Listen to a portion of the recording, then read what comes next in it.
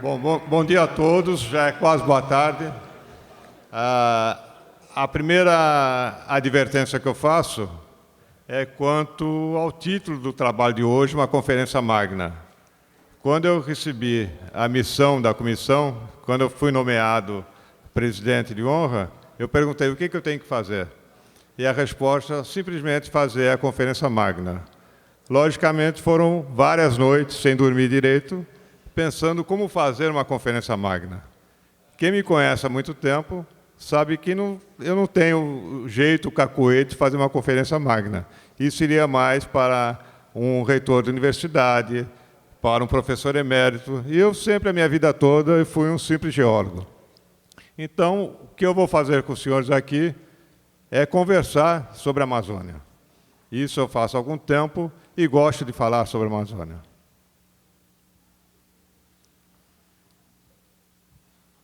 Foi escolhido esse período de 60 para cá.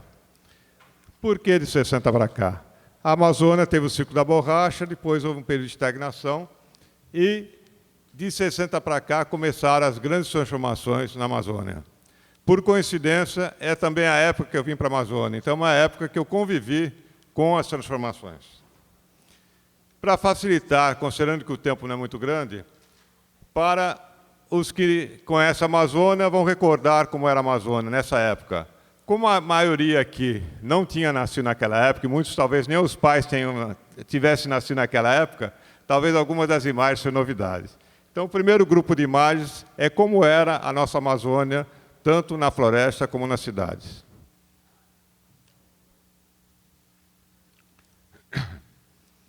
Alguns lugares ainda é assim, infelizmente outros a coisa transformou-se, mudou bastante. Ainda havia seringueira na região, muitas tribos próximas aqui ainda tinham pouco contato com a nossa comunidade. E as cidades eram pequenas, dificilmente uma cidade com mais de 10 mil habitantes. Essa é Macapá, Santarém, Oriximiná, Manaus e Belém.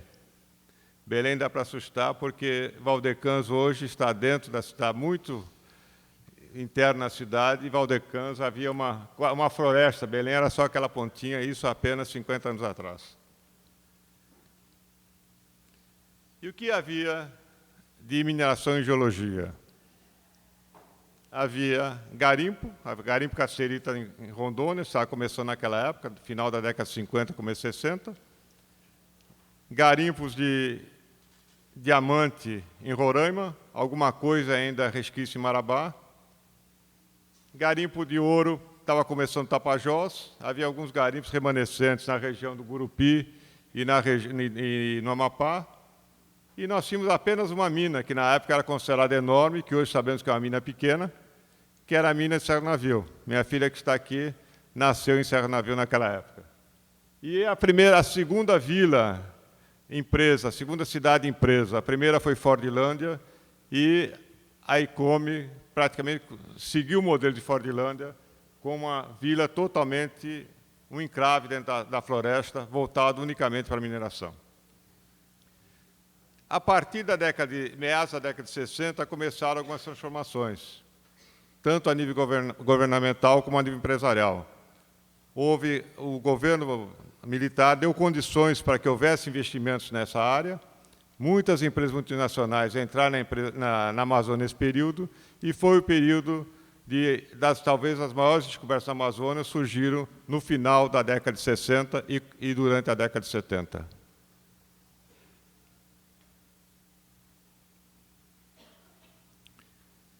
Eu enfatizei bastante a contribuição do helicóptero, porque até então o trabalho dos grandes pesquisadores do passado e alguns trabalhos de governo se limitava à casa dos grandes rios.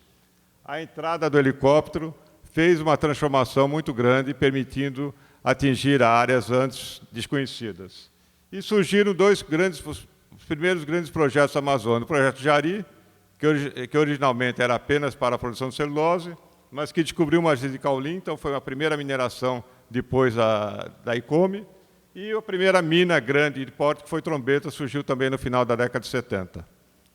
Nessa época, a garimpagem foi sensivelmente ampliada na região, principalmente no Tapajós. Surgiram também garimpos de ouro no sudeste do Pará. E nessa corrida que houve do ouro para o sudeste do Pará, surgiu o garimpo mais famoso, até com muitas controvérsias até hoje, que foi o garimpo de Serra Pelada. O gerente, na época daqui, está aqui na minha frente, José Tadeu Teixeira, foi quem gerenciou para a Vale esse garimpo. Essas imagens são bastante impressionantes, porque num período de 5 anos, tiraram cerca de 60 toneladas de ouro de lá, e restou, depois disso, um buraco cheio d'água. Esse garimpo foi artificial porque ele terminou em 81. Mas quem gerenciava o governo federal era diretamente o SNI. E o SNI teve uma ordem do presidente Figueiredo que o garimpo tinha que continuar. Então foi contratada uma empresa de terraplenagem que rebaixou totalmente o garimpo, a empresa sem colocar bombas, e o garimpo continuou por mais 3 anos, e até hoje está um buraco cheio d'água, talvez aqui para frente encontre alguma solução. A partir da década de 80 até hoje, então surgiram os grandes projetos de mineração, começando por Carajás. Nós tínhamos até então apenas o Caulim do Jari e a bauxita Trombetas, e de lá para cá surgiu uma infinidade de minas, tornando realmente o Pará como um estado muito importante na produção mineral brasileira.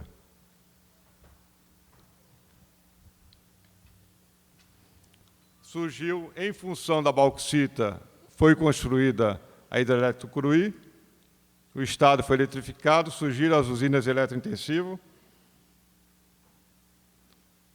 e várias minas, começando pelo ferro de Carajás, manganeso azul, o ouro de Igarapé, Bahia, o caulim já do Capim, na década de 90, cobre do Sossego, o salobo finalmente está sendo colocado em operação, o vermelho continua intacto, onça está sendo colocado em operação, e surgiu o petróleo e gás de Urucu.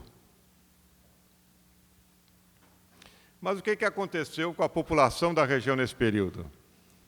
O primeiro modelo na mineração foi usar o modelo Fordland, o modelo ICOME, as cidades cativas da mineração. Foi assim em Trombetas, foi assim em Carajás. Carajás um pouco mais aberto que Trombetas, que é isolado. Mas depois a tendência foi colocar a mineração nas cidades satélites que foram surgindo ao longo dos grandes projetos. E as cidades todas da região, que eram pequenas, como nós vimos aqui, explodiram. Surgiu Paraupebas, tem quase 200 mil habitantes, Marabá já superou 200 mil habitantes, as grandes cidades, Belém e Manaus, explodiram a população. Então, houve uma transformação social enorme, não totalmente dependendo da mineração, mas a mineração foi o agente catalisador do desenvolvimento na região, para o bem ou para o mal. Trombetas, Carajás, Marabá está enorme, Paraupebas, Canaã, Orilândia, Manaus com a sua zona industrial e Belém, aquela cidade provinciana, quase uma capital com jeito de estar interior, virou a metrópole que hoje todos os senhores podem ver aqui. Mas o que aconteceu com o entorno? Esse foi o grande problema da ocupação da Amazônia. Os projetos de mineração eram projetos alavancadores do desenvolvimento, mas o entorno foi povoado, foi ocupado quase sem cuidado total. Então, houve alguns acertos no entorno, com alguma coisa de pecuária acertada, alguma coisa de agricultura acertada, mas houve muita coisa errada.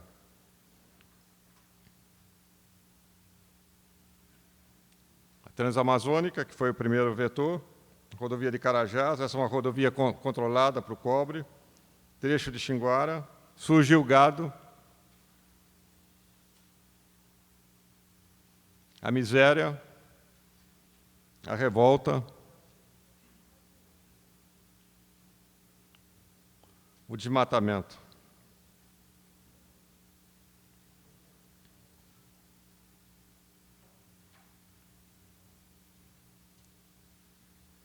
Essas fotos das castanheiras, eu confesso, quando eu as fiz, eu quase chorei.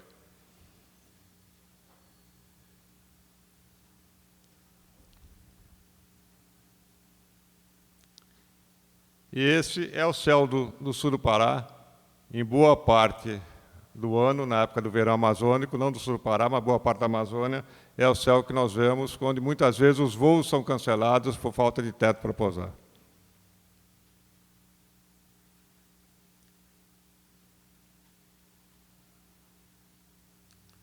O que estava acontecendo no mundo nesse período? Foi um momento de grande transformação na Amazônia, mas também o mundo mudou. Os paradigmas mundiais mudaram muito nesse período. Nós tínhamos naquela época a Guerra Fria, o auge da Guerra Fria, Muro de Berlim, etc., e uma bipolaridade político-militar. Tudo funcionava nessa época. O grande medo daquela época, para quem viveu, era a bomba atômica. Os Estados Unidos tinham um trauma total de, qualquer momento, uma bomba atômica ser disparada para lá. Hoje, o grande medo mundial é o terrorismo. Ninguém sabe de onde vem, onde vai acontecer, onde vai estourar a próxima bomba. A Guerra Fria foi substituída pela guerra financeira. Nós estamos no meio de uma guerra financeira.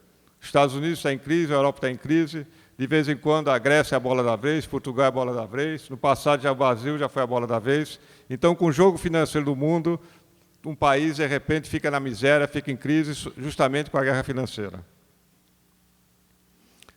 O capital industrial foi substituído pelo capital financeiro. Podem argumentar, bom, mas todo capital é financeiro.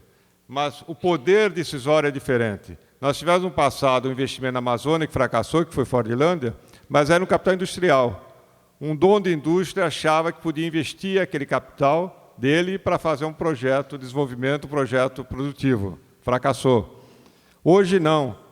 São os grupos financeiros que investem na indústria e com uma volatilidade tremenda. Se de repente aquele investimento dá certo, é só através do computador, muda, tira aquele investimento, passa para outro empreendimento na Ásia, na África, na Europa, e aquele projeto, de uma hora para outra, pode virar pó.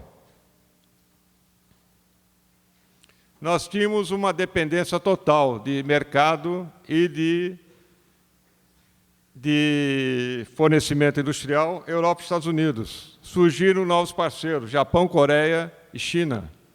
Hoje, boa parte da mineração da Amazônia depende do mercado chinês. Se esse mercado amanhã fechar as portas, certamente a mineração da Amazônia vai sofrer muito. Os bens minerais têm um valor estratégico, não só para as empresas, mas como para os países. Os Estados Unidos tinham estoques estratégicos de manganês.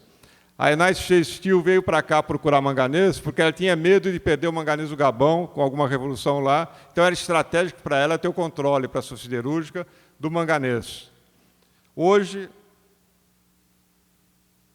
os bens minerais viraram simples commodities, como soja, como laranja, como qualquer coisa. Vende-se no mercado, compra-se no mercado spot e houve essa transferência. Eu não concordo muito com isso, porque temos alguns exemplos que contradizem isso. Recentemente, a Norsk Hydro comprou o alumínio da Vale. Por que ela comprou? Porque ela tem suas usinas de alumínio na Noruega e ela não tinha uma fonte segura de fornecimento de minério. Hoje ela tem. As jazidas que da Vale na Amazônia pertencem à Norsk Hydro. Nós estamos vendo a China, que está dependendo do mercado cada vez mais valorado do minério de ferro, adquirindo jazidas de ferro em todo o mundo para poder ter garantido seu suprimento. Então, ainda, apesar do mercado financeiro dominar o setor mineral, alguns setores ainda consideram o controle do bem mineral um controle estratégico. Mas, de qualquer forma, no passado, controlar os recursos minerais era altamente estratégico, altamente importante. Hoje é importante controlar a tecnologia. O que agrega valor hoje é a tecnologia. E é algo que o Brasil é muito deficiente, não ter tecnologia própria. Infelizmente, nos últimos anos, as commodities viraram uma simples ficha no cassino global, que é hoje o mundo. Usa-se as commodities minerais apenas como uma moeda de troca, como um jogo. O valor do petróleo já chegou a $170, depois baixou, simplesmente num jogo do cassino. Valores potenciais da Amazônia, isso aqui é uma coisa evidente, eu só vou relacionar, mas todo mundo sabe quais são os valores potenciais da Amazônia. Primeiro, território. Há poucas regiões do mundo passíveis de serem habitadas como a Amazônia. Estou referindo aqui à Amazônia Legal, que são mais de 5 milhões de quilômetros quadrados, mais da metade do Brasil. Se pegarmos a Europa sem a Rússia, a Amazônia é maior que a Europa. O solo. Nós sabemos também que na Amazônia há várias áreas de solo de boa qualidade que, se forem usadas com critério, com cuidado, poderiam ser usadas, bem usadas para a agricultura. O subsolo da Amazônia, isso nós estamos vendo aqui o que já foi mostrado. A biodiversidade, que infelizmente nós estamos destruindo em boa parte sem conhecê-la, é uma riqueza, um valor potencial da Amazônia. A água é outro valor enorme. A Amazônia tem 15% da água potável do mundo. E energia, tanto energia de petróleo como, eventualmente, energia hidráulica, quem sabe no futuro a energia solar, etc. O professor Fife, da Universidade de Ontário, na década de 80, ele costumava falar que o grande desafio desse século, não seria encontrar cobre, não seria encontrar minérios para a indústria. O grande desafio da humanidade, pelo menos a meados desse século para frente, era ter ar para respirar, solo para plantar e água para beber. E a Amazônia, em boa parte, tem isso.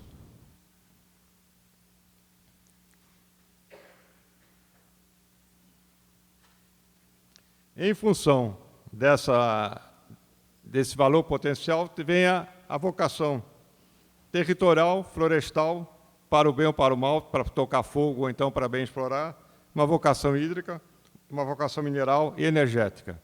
Rapidamente, nós vamos ver a parte mineral, porque se fosse falar sobre tudo, demoraria muito. Alumínio. Será que realmente a Amazônia tem potencial? Ou é aquela lenda antiga de Eldorado, etc. e tal, cantada em prosa e versos, desde quando éramos crianças, na minha geração, há muito tempo? Nós temos vários distritos com bauxita na Amazônia, associados a sedimentos sucretáceos, que, com processo de laterização adequado, formou vários distritos. Nós temos 3 minas grandes, em Paragominas, no Juruti e Trombetas. E temos áreas potenciais ao Almerim, na região do Paru ali, isso considerando só os sedimentos cretáceos.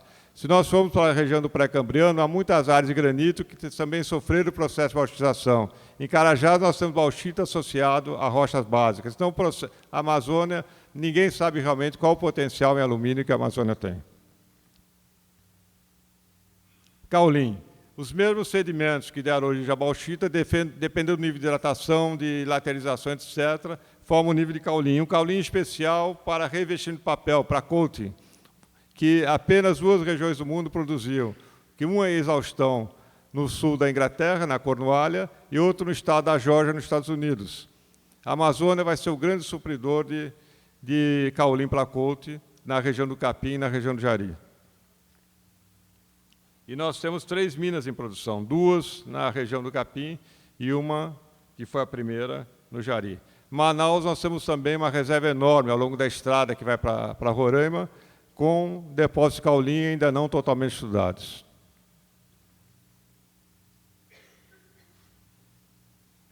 Petróleo. Petróleo, durante muito tempo, se procurou petróleo, se encontrou indícios, vários indícios de petróleo, e, finalmente, na década de 70, 80, a Petrobras teve sucesso com o urucum. E não sou especialista em petróleo, nunca trabalhei com petróleo, mas alguns geólogos que trabalham na Shell e trabalham na Petrobras acreditam que pelo menos há possibilidade boa de gás na região de Trombetas, na região do Tapajós e na plataforma continental do Pará e Amapá. Não posso, talvez o simpósio que vai haver a respeito da Petrobras possa esclarecer isso. Calcário. As formações paleozoicas do Brasil, formação em Itaituba, em vários lugares da Amazônia tem ocorrência de calcário. As mais conhecidas da fábrica de cimento é em Itaituba, há também calcário em Monte Alegre, e calcário de idade mais recente em Capanema, onde também é uma fábrica de cimento, e também no norte, um pouco mais antigo, no norte de Tocantins.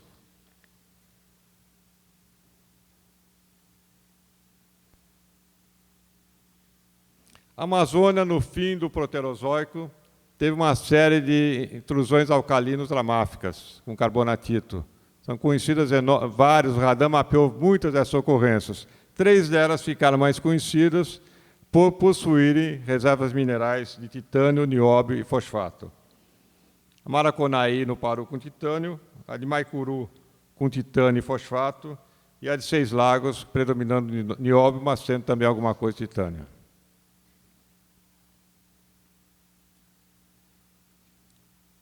Estanho e nióbio. Como falei no início, no final da década de 50, começo de 60, houve uma grande corrida de garimpeiros, principalmente para Rondônia, depois para o sul do Amazonas também. Final da década de 70, mais ou menos, o governo incentivou as empresas de engenharia de terraplanagem a entrar na produção de cassiterita. Foi terminado o garimpo, naquela época, na região de Rondônia. A que tem mais sucesso foi a Paranapanema. E muitas minas surgiram nessa época, muitas delas já foram exauridas. Eu vou colocar aqui apenas como exemplo do que já houve de estanho aqui na região. Em Rondônia tiveram várias minas, eu coloquei aqui apenas como exemplo Santa Bárbara. No sul do Amazonas, Igarapé Preto. Surucucu, sem estanho, foi descoberto pelo Radam, passado pela Vale, e a Vale, devido a problema com os Yanomamis, resolveu que essa área, sugeriu ao DNPM que essa área ficasse como reserva estratégica para evitar qualquer dano aos índios que lá vivem. Pitinga, que ainda está em produção, inicialmente com os aluviões, e hoje usando a rocha San, produzindo também nióbio através da columbita. Antônio Vicente foi uma área descoberta pela Vale, depois foi minerada pela Paranapanema, junto ao Xingu. Aí há vários garimpos de Velho Guilherme, Mocambo, etc., que produziram estanho no passado. E Bom Futuro, que foi teve grande espaço na mídia na década de 80 e que ainda está em produção. Ouro. As mesmas rochas pré-cambrianas que tiveram as origens da jazidas de estanho, também muitas dessas áreas produziram ouro. No sudoeste do Pará está associado à parte no sul da província de Carajás, aos grinchos do sul da província de Carajás. No Gurupi, Amapá, no passado, houve garimpos históricos. A primeira mina que começou a enriquecer o Ike Batiste foi uma mina no Lourenço, no Amapá. Mas praticamente em várias áreas da Amazônia nós tivemos produção garimpeira de ouro. O ferro. Não estou falando em Carajás por enquanto. Quando nós morávamos na Icome, trabalhava lá, nós íamos na torre de rádio, que ficava entre duas minas, e fotografávamos essa serra ao horizonte, chamada Serra da Canga. Era apenas uma área com ocorrência de tabirito, de formação ferrífera bandada, que hoje, com a valoração do minério de ferro no mercado internacional, é a mina que o Ike Batista estava explorando e passou para a Anglo-América usando a antiga estrutura da Icome com ferrovia e porto. Então, é uma mina que, desde aquele tempo, a jazida, desde aquele tempo, nome de Serra da Canga, e hoje virou uma mina. E serve um navio que já acabou há algum tempo, eram as produções. Sucunduri é apenas uma referência histórica sobre a ocorrência da região Sucunduri de Aripuanã, com ocorrência de manganês, mas sem valor. Vamos entrar agora numa parte do Crato da Amazônia, que é a província mineral de Carajás. A província mineral ela pega uma parte sul também da zona de Greenstone, mais antiga, do Arqueano mais antigo, e vou me ficar falando mais da parte onde estão as principais jazidas, que é a parte norte da província.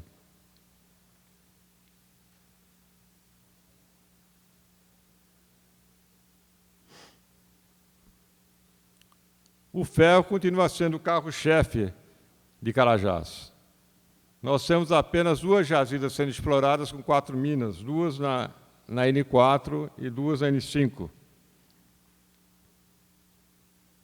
As jazidas eram marcadas pelas grandes clareiras, que é uma grande anomalia geobotânica que havia, qualquer pessoa, até leigo, verificava que aquilo era uma anomalia geobotânica, que levaram à descoberta do ferro de Carajás.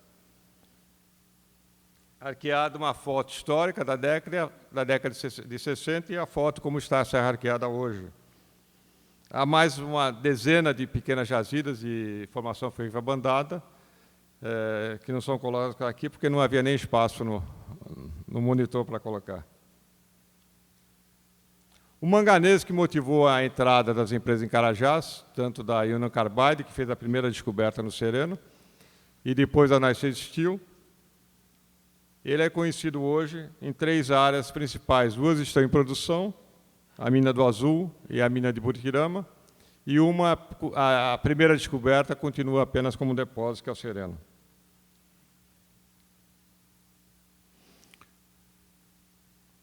O cobre era o grande desafio para descobrir na Amazônia. Muita gente achava que não haveria cobre em hipótese alguma, porque o clima ácido da Amazônia teria lixiviado todo o sulfeto, etc. e tal. Felizmente, isso não é verdade. Carajás também é uma província rica em cobre, é a província mais rica em cobre que tem no Brasil. Associado ao cobre, sempre tem, com maior ou menor quantidade, o ouro, que é recuperado na metalurgia do cobre. Salobo, a primeira, que está sendo colocada em operação agora. Gameleira Pojuca.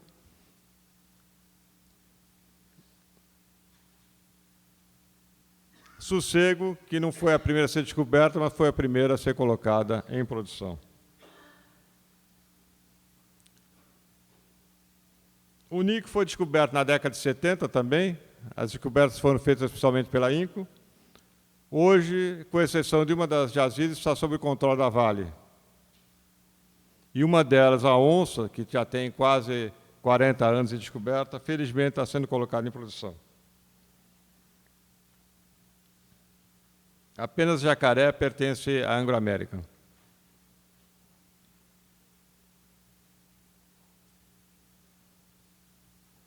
Como eu disse, o ouro está associado ao cobre, mas apenas em 2 lugares houve produção exclusiva de ouro. Em Serra Pelada, no garimpo, e na mina de Igarapé, Bahia, que está sobre uma jazida de cobre. Igarapé, Bahia é uma parte do jazido alemão, onde o minério de cobre era muito rico e, pelo intemperismo, formou oxidação, formou uma jazida residual de ouro que foi explorada separadamente. Mas Igarapé, Bahia é parte da jazida do alemão. Os dois foram exauridos, um pela garimpagem e um pela mineração. Vamos ver por que aconteceu tudo isso. Por que aconteceu na década de 60? Coincide exatamente pela entrada do governo militar. E o governo, uma corrente muito nacionalista do governo militar, tinha como lema integrar para não entregar. E, para fazer jus a essa política, algumas medidas foram tomadas por esse governo. Rodovias, que já haviam se iniciado no governo Juscelino, com a rodovia para Rondônia e a rodovia Belém-Brasília. Nós tivemos, nessa época, a abertura transamazônica. Potencial mineral foi uma parte integrante da política do governo militar. Migrações internas, povoar a Amazônia para impedir que ela fosse ocupada por uma potência estrangeira. E a criação do Sudã, que era o órgão que ia regular toda essa ocupação. Vamos ver o potencial mineral, como atuou o governo militar em relação ao potencial mineral.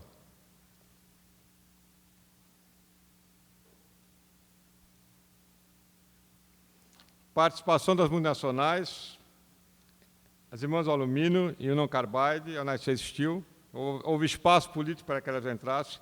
Fortalecimento da NP na Amazônia, CPRM, Docigel e o projeto Radan, que revolucionou o conhecimento da cartografia e da geologia na Amazônia, servindo de instrumento para a atuação de muitas das empresas que aqui atuavam. Os agentes da transformação. Quais foram os agentes? São conhecidos por todos, eu vou falar aqui o que é óbvio, mas apenas para lembrar. A Sudã foi um principal agente de transformação. As rodovias, até hoje, são um agente de transformação. Ferrovias, em menor escala, mas trazendo correntes migratórias. As hidrovias, historicamente, são um agente de ocupação da Amazônia. A grilagem à poça da terra é um agente, às vezes, até danoso para a ocupação da Amazônia. A agropecuária, em consequência dessa grilagem, poça da terra. A exploração florestal, muitas vezes organizada e imoral. A mineração, pela atração que dá, a garimpagem no passado foi muito importante para a transformação. A produção de energia, nós estamos agora com Belmonte, que está sendo questionado devido à transformação que vai causar na região. E a industrialização localizada teve influência maior em Manaus.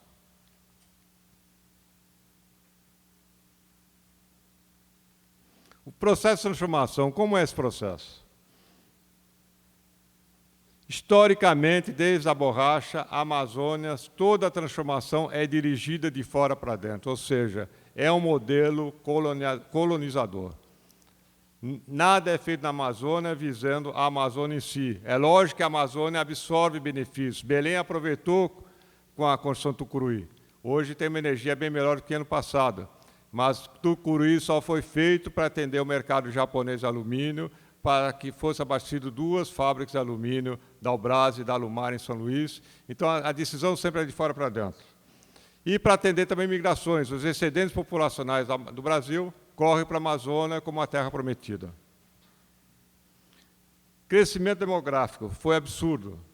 No ciclo da borracha, nós tivemos um crescimento de 3,2% ao ano em 70 anos. A população passou de 130 mil para pouco mais que 1.200.000 habitantes.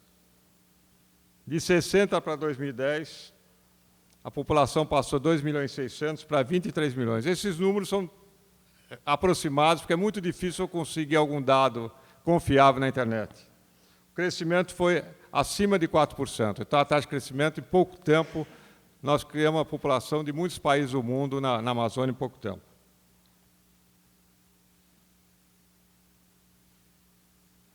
A velocidade de desmatamento.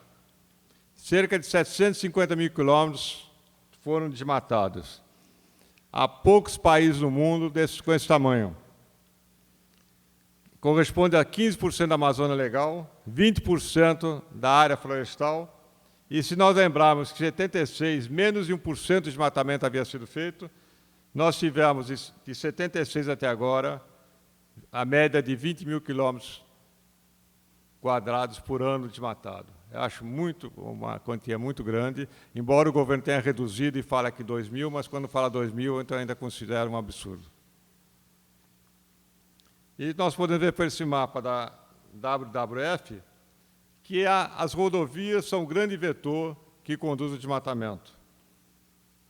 E o desmatamento continuou bastante grande até 2006. Vocês percebem ao sul um arco que vai avançando do sul para noroeste, desmatando a Amazônia.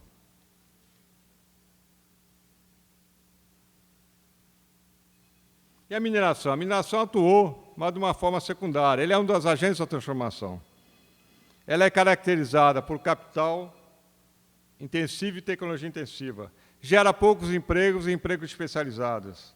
Tem apresentado às grandes minas da Amazônia um controle ambiental satisfatório. É destinado essencialmente à exportação, pequena verticalização industrial, cria infraestrutura na região, mas a infraestrutura pode ser usada muitas vezes para ocupação também desordenada.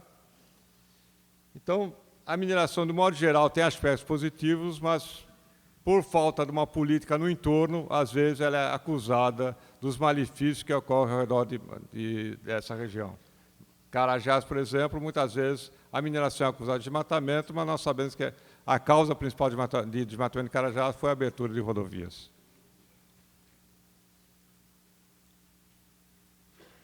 Essa é a imagem da parte norte da província, a parte onde estão as principais minas, em 84. Estava começando o desmatamento na região ali próxima a Carajás, um pouquinho ao sul, em função das rodovias que haviam sido abertas.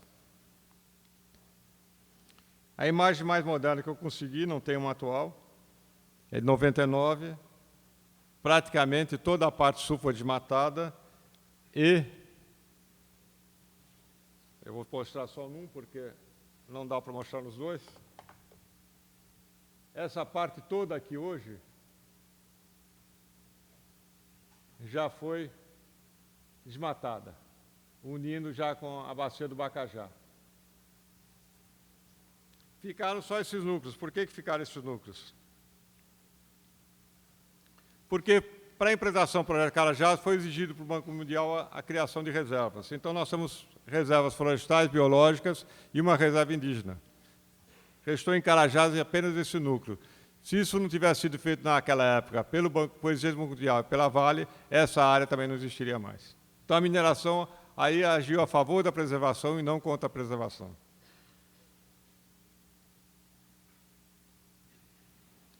Vamos ver rapidamente, na mesma imagem. Todos os senhores conseguem ver o que aconteceu com a ocupação desordenada e a agropecuária, principalmente a pecuária no sul do Pará. É fácil ver qual foi o dano ambiental. Os senhores conseguem ver qual foi o dano da mineração aí? Quais foram as clareiras abertas pela mineração? A mineração, apesar de enorme, ser jazidas grandes, ela é pontual. Eu coloquei o Google ali, umas imagens do Google para facilitar. Então, as 4 grandes minas que tem em Carajás, uma já extinta, que foi Garapé, Bahia, É isso que elas fizeram de desmatamento na área. E são minas grandes, minas enormes em termos mundiais, mas são pontuais em termos do que está sendo destruído na Amazônia.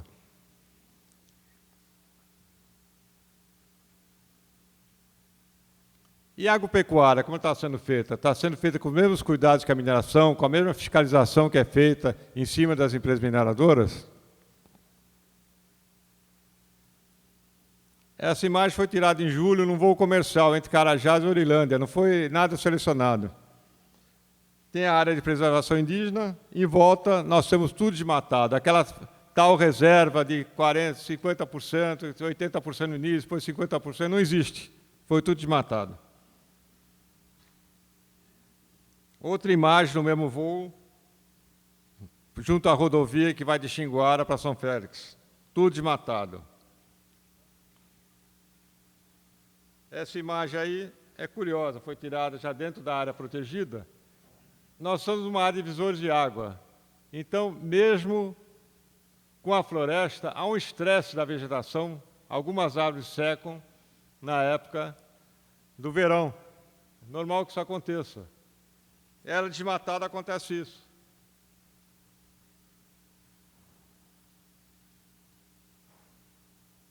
Valeu a pena investir, destruir a floresta para conseguir isso? Quiserem um detalhe dessa foto, pode ver o que existe aí. Por que não está mudando? Olha aí. Se desmatou, acabou com a biodiversidade dessa época para conseguir isso.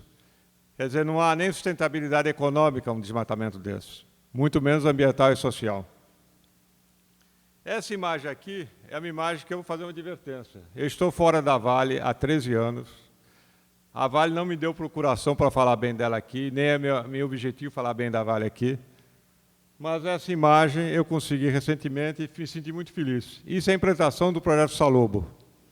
O desmatamento, graças à conscientização da empresa e graças à fiscalização do IBAMA, isso é dentro de uma área de floresta nacional, é quase cirúrgica.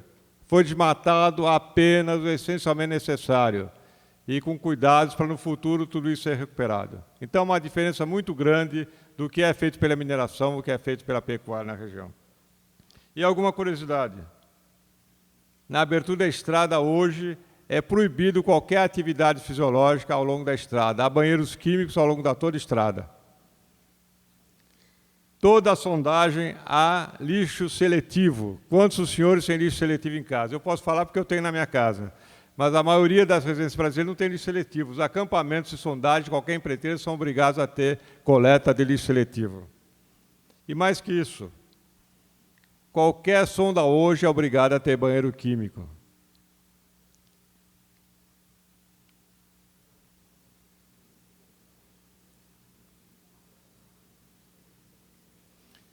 O que fazer? Em primeiro lugar, não tenho receita de bolo para isso. Eu acho que nenhum dos senhores tem uma receita de bolo que fazer na Amazônia.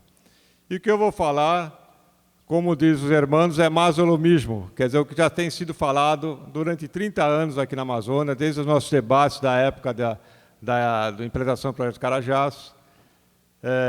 O amigo Lúcio Flávio, no seu relatório reservado, constantemente está falando isso. Aliás, do seu jornal pessoal, não relatório, do jornal pessoal constantemente está falando isso, e nada acontece. Então, o que eu vou falar é o óbvio. Recentemente, o BNDES fez um seminário para discutir a Amazônia. Felizmente, o BNDES agora também está entrando na questão ambiental na Amazônica, vai apresentar uma mesa redonda sobre isso, criou o Fundo Amazônia para incentivar os projetos que cuidam da área ambiental, vai ser muito mais cuidadoso os financiamentos, os projetos da Amazônia, tanto quanto a questão ambiental, como quanto a questão social. Quer dizer, o projeto tem que ter sustentabilidade de fato. E também nesse fórum, a grande maioria dos cientistas também chegou às mesmas conclusões que eram faladas há muito tempo pela comunidade aqui de Belém. Primeira coisa é recuperar a governança. Embora todos os nossos políticos falem que a Amazônia está sob controle, se estivesse sob controle, não seria feito o que foi feito nesses outros 50 anos. Então, o inimigo, entre aspas, sabe que ela não está sob controle, por isso faz o que quer na Amazônia, desmata onde quer, faz o que quer e não há condição por maior que seja o esforço do IBAMA, dos fiscais do IBAMA e das SEMAS estaduais, de fazer uma efetiva fiscalização. Tem que haver uma mudança muito mais profunda, tem que haver uma recuperação do poder do Estado na Amazônia. Parar de uma vez o desmatamento. Nós temos 750 mil quilômetros desmatados. Se nós não conseguimos fazer nada com o que já foi desmatado, nada decente, para que desmatar mais? Apenas para conseguir a posse da terra, para fazer capital desmatando a Amazônia? Se nada for feito, há 30 anos nós já falamos isso. Talvez daqui a 30 anos seja alguém no meu lugar, eu não vou estar mais aqui, mas vai ter alguém nesse lugar lamentando que nós temos 20% desmatado, mas nós temos 40% desmatado. Efetivar a regulação fundiária. Por que é fácil fiscalizar a mineração? Porque a mineração tem dono, tem sede, o técnico é conhecido, o técnico é ameaçado de prisão se não obedece à legislação. Vários geólogos já foram ameaçados de prisão pelo IBAMA porque fizeram uma picada fora do lugar, alguma coisa desse tipo. E a pecuária não tem fiscalização. A partir do momento quando a terra é fiscalizada, ele vai ter endereço, vai poder ser... A terra é legalizada, ele realmente vai poder ser fiscalizado. As áreas degradadas, como a que nós vimos, não serve para nada, ali nem para pasto serve. Vamos reflorestar o que já foi destruído. Gradativamente transformar a pecuária que faz aqui na Amazônia, com perdão da palavra, é aquela que nós falamos, gigolô de vaca. Desmata uma área, lança um pasto qualquer, coloca 2, 3 peões tomando conta daquilo e larga os bois no pasto. Quer dizer, essa pecuária não se faz mais no mundo. Vamos transformar essa pecuária numa pecuária inteligente.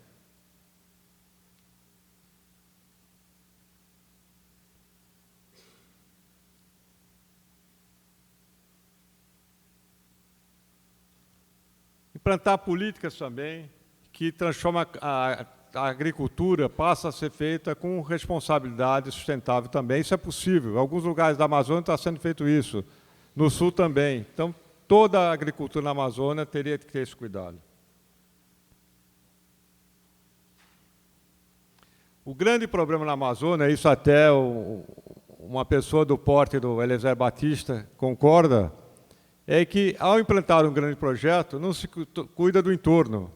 E o entorno tem que ser cuidado não só pela empresa que está implantando o projeto, mas com a comunidade local e também com os poderes políticos da região. É uma preocupação conjunta. O que acontece? Implanta um grande projeto, como foi o caso do Tucuruí, vem 15, 20 mil pessoas trabalhar. Acaba a obra, aquela peãozada toda é colocar na região sem ter o que fazer. Então, o jeito é ocupar a terra, é desmatar, é virar poceiro. E estamos acontecendo qualquer projeto hoje. O Salubo vai terminar a implantação. Nós vamos ter uma legião de pessoas que não podem ser aproveitadas na mineração porque não tem preparo, porque também não há tantas vagas assim. Então, tem que haver essa preocupação com o entorno. O que fazer quando essa população migra para a região e não tem outra atividade? Criar alternativas. Se nós não criarmos alternativas para a população conviver com a floresta, tirar o seu sustento e ter lucro com sustentabilidade econômica, ambiental e social. Não adianta pensar em só sustentabilidade ambiental e social sem lucro, que nem vive do ar. Então, se nós não fizermos isso, a única sustentabilidade que essas pessoas que estão na região, sem ter o que fazer, sem ter o que comer, é desmatar. É trabalhar no desmatamento com a motosserra para ganhar seu dinheiro.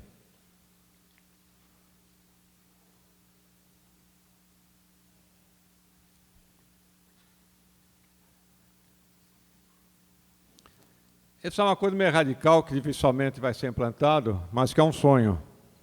Não permitir nenhum projeto na região que não apresente a sustentabilidade total, econômica, ambiental e social. Se o projeto não tem isso, não faz, vai fazer em outro lugar, vai para outro lugar do mundo, vai para a Antártida, vai para onde quiser, mas não vem aqui para a Amazônia.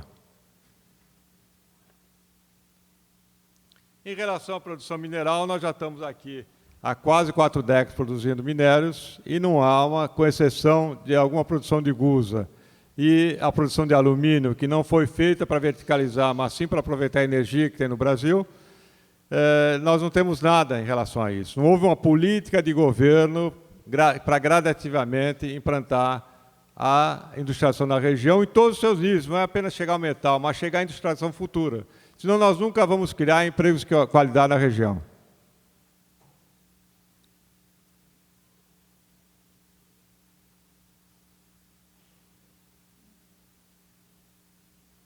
investir maciçamente. Nenhuma outra região do Brasil precisa tanto de investimento em educação e capacitação profissional. O que acontece? Até hoje, a Amazônia é importadora de mão de obra especializada. Por maior que tenha sido o esforço para produzir mão de obra especializada na região, não há isso. Tem que haver um programa sério de criação em todos os níveis técnicos. Não é só geólogo, engenheiro de minas, não, é em todos os níveis, para que o progresso que tiver aqui com o desenvolvimento industrial, o desenvolvimento mineral da Amazônia, possa ser aproveitado pela população local. Competência científica na região. Talvez na área de geologia e mineração é onde a Amazônia tem maior competência hoje, tanto através dos órgãos de governo como através das empresas. Nas outras áreas, há poucos institutos e poucos cientistas. Ele não trabalha aí, parece que tem 5 botânicos trabalhando na Amazônia. Como é que 5 botânicos vão fazer o cadastramento de toda a botânica? Nunca. Antes disso, tudo vai ser destruído. E ampliar consideravelmente o conhecimento da Amazônia. A geologia da Amazônia, que passou a ser conhecida, o Serviço Geológico do Brasil considera que apenas Carajás está razoavelmente conhecido. Talvez os geólogos que lá trabalham, acho que nem razoavelmente porque cada dia estão surgindo coisas novas. Então, Carajás tem 40 anos de história na área mineral. E é considerada a única área razoavelmente conhecida. Imagine questões de botânica, de biologia, etc. O que é conhecido na Amazônia? É muito pouco. Muito pouco. E nós estamos destruindo tudo antes de conhecer.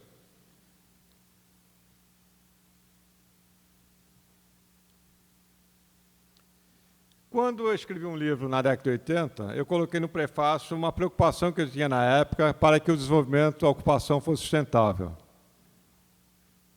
Era com outras frases, mas o objetivo na época não se falava tanto de sustentabilidade, mas o objetivo era esse. E tive a honra desse pensamento ser colocado no livro que o Jacques Cousteau fez sobre a Amazônia.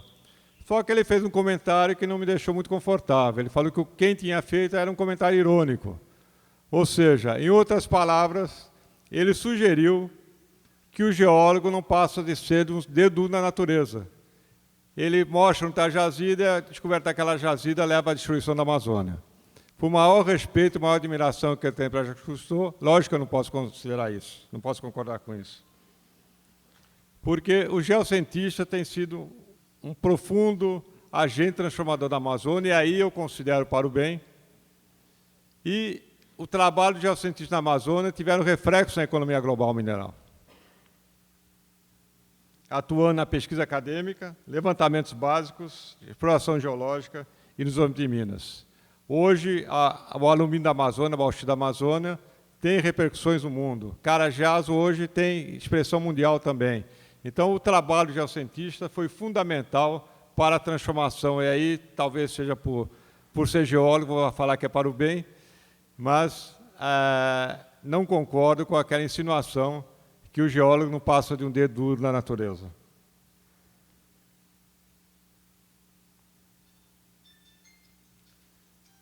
Mais que isso, eu acho que no futuro essa participação do geólogo vai ser maior, não só na geologia básica, nos levantamentos básicos, na descoberta de jazidas, mas uma preocupação também com os projetos de engenharia, para que eles sejam feitos da melhor maneira possível, entrando aí com a geologia e engenharia.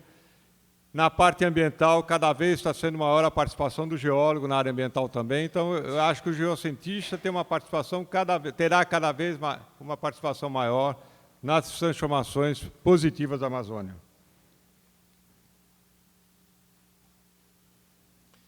Eu ainda ouso sonhar, apesar do meu discreto desses últimos 30 anos, não sonho com a mesma inocência que eu sonhava há 30 anos atrás, mas ainda continuo sonhando que talvez seja possível que a sociedade encontre caminhos para um desenvolvimento sustentável da Amazônia, aquela sustentabilidade econômica, ambiental e social.